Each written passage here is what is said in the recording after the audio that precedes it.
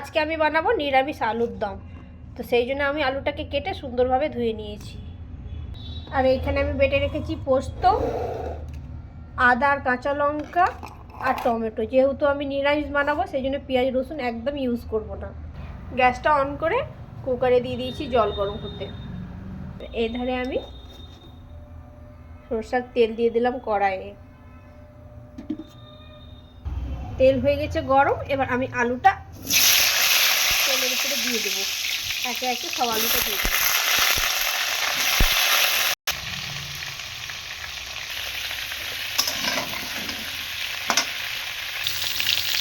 এবার আমি দিয়ে দেবো একটু হলুদ,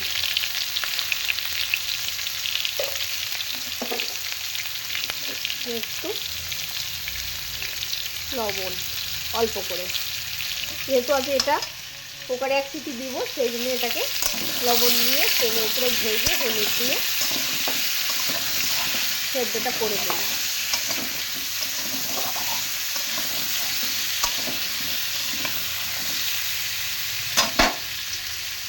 নাহলে আলুতে কালার ধরবে না, সেই জন্য আমি হলুদটা দিয়ে দিলাম। এবার হলুদ দিয়ে একটু ভালো করে লাল করে ভেজে দেবো। এবার আলুগুলো আমার ভাজা হয়ে এসছে। এবার আলুগুলো আমি তুলে জলে দিয়ে দেবো।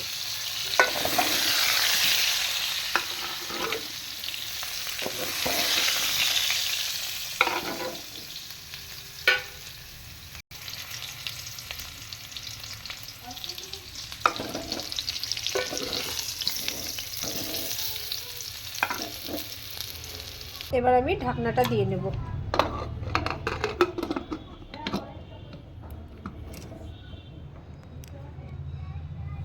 ঢাকনা দিয়ে 1 সিটি মেরে নেব। আর এই ধারে আমি ওই কড়াইয়ে দিয়ে দেবো তেল। ওই ধারে 1 সিটি দিতে দিতে এই ধারে আমার মশলাটা কষা হয়ে যাবে। পরিমাণ মতন কড়াইয়ে তেলটা দিয়ে দিলাম। তেলটা আমার গরম হয়ে গেছে। এবার আমি দিয়ে দেব প্রথমে চিনি। এবার আমি দিয়ে দেবো শুকনো লঙ্কা আর তেজপাতা। তারপরে আমি দিয়ে দেবো গোটা জিরে।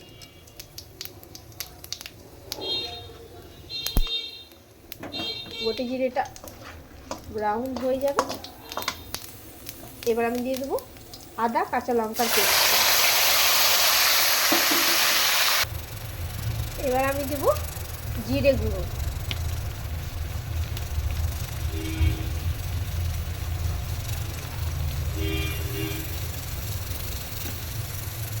তারপরে দেবো আমি কাশ্মীরি লঙ্কা গুঁড়ো।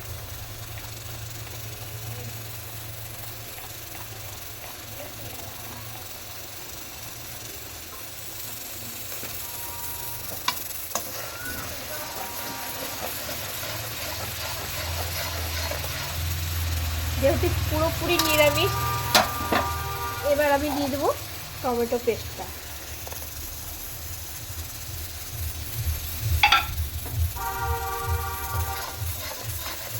সুন্দর করে এটাকে কষে নেব।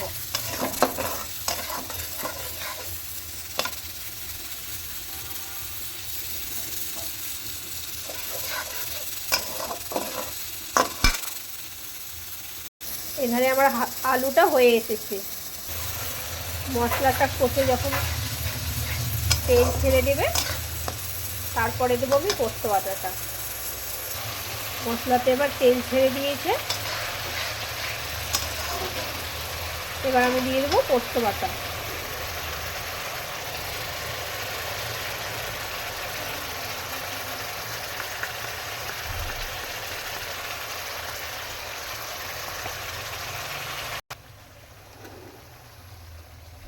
একটু বাটি ধোয়া জলটাও দিয়ে দিলাম। ভালোভাবে আমি কষে নেব।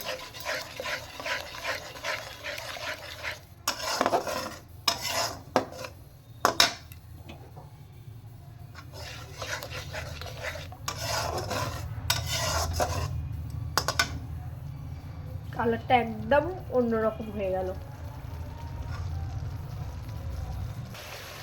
এবার আমি দেব পরিমাণ মতো লবণ।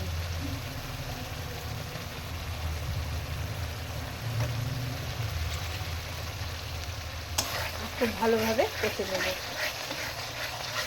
যতক্ষণ তেল না ছেড়ে দিচ্ছে।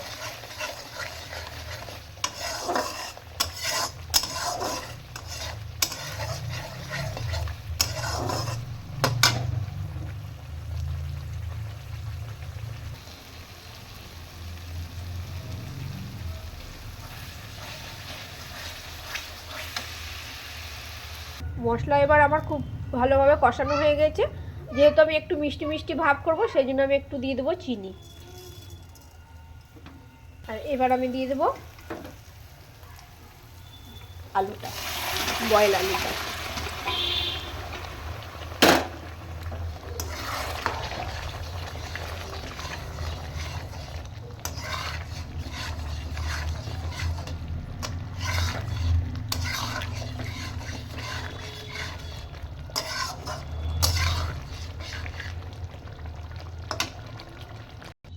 আমার নিরামিষ আলুর দম পুরোপুরি রেডি পোস্ত দিয়ে। আর এবার আমি ইউজ করব একটু শাহি গরম মশলা।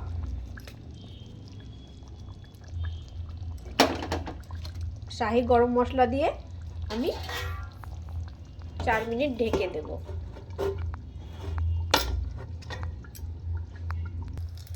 আবারও আমি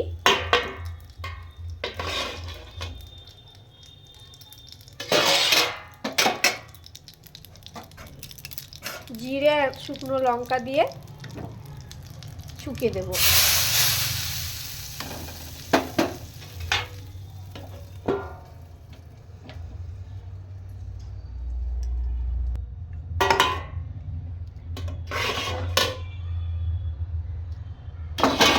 শুকা হয়ে গেছে।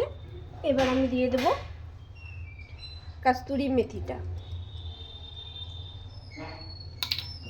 গ্যাসটাকে ধরিয়ে দেব অল্প ফ্লেমে। 4 মিনিট কুক হবে। 4 মিনিট হয়ে গেছে। এবার আমি গ্যাসটাকে বন্ধ করে দিলাম।